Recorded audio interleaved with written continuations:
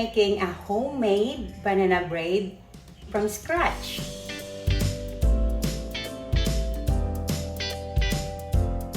So here's all the ingredients.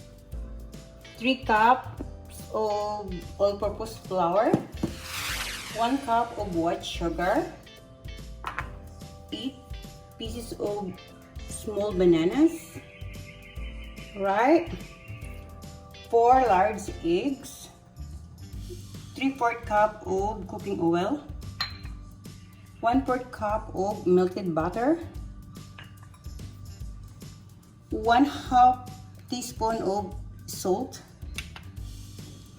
2 teaspoons of baking soda, and 1 teaspoon of baking powder. Okay, we'll get started.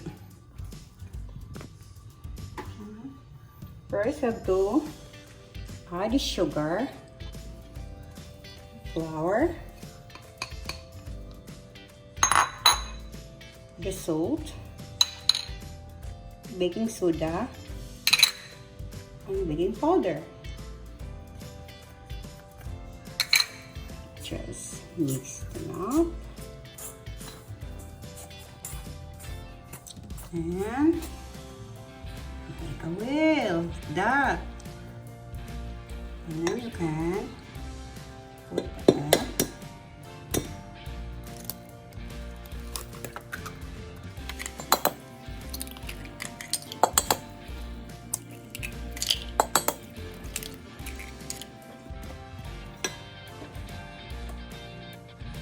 Well,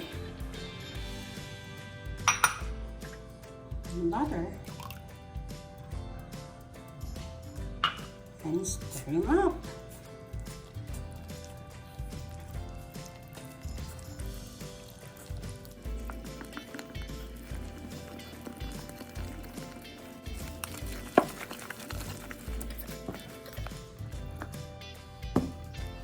Then set this aside. Now we have to do the bananas.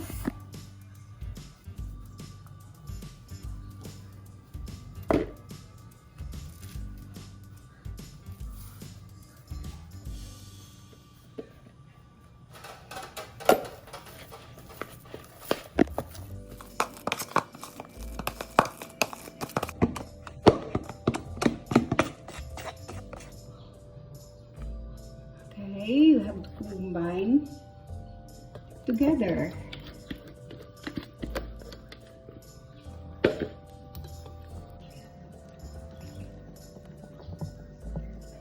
And set the oven into 350 Fahrenheit. So we're gonna be using 2 pans. First, we're gonna rub some butter in here.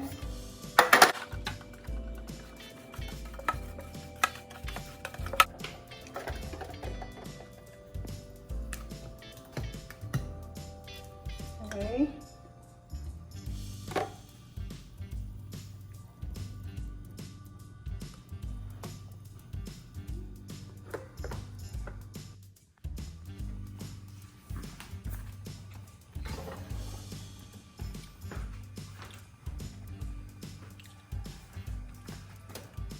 Alright, baking time is 45 to 50 minutes. So we're gonna come back after 50 minutes.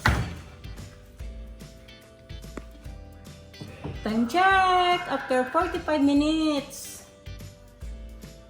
Find out. Wow.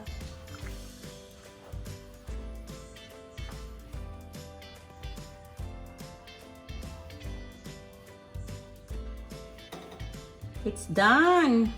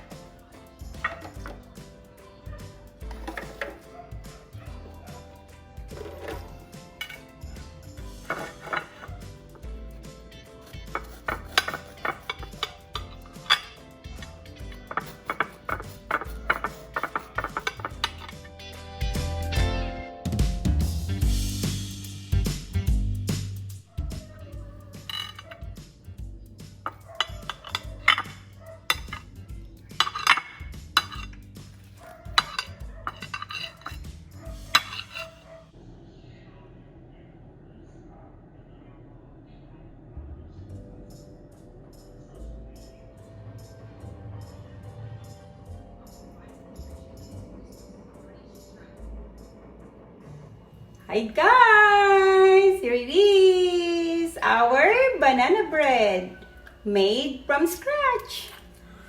Right? It's takimen time! My favorite!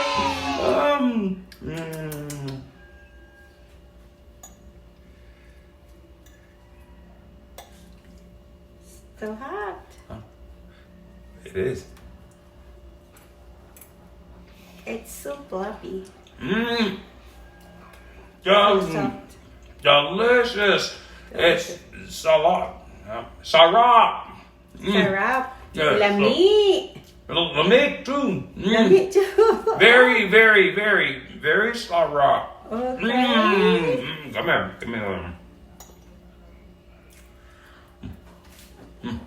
Okay, you're done? Yep. For now? Yep. Okay. Yeah, Until no next time, guys. Thank you for watching. Thank you. Delicious. Bye. Mm.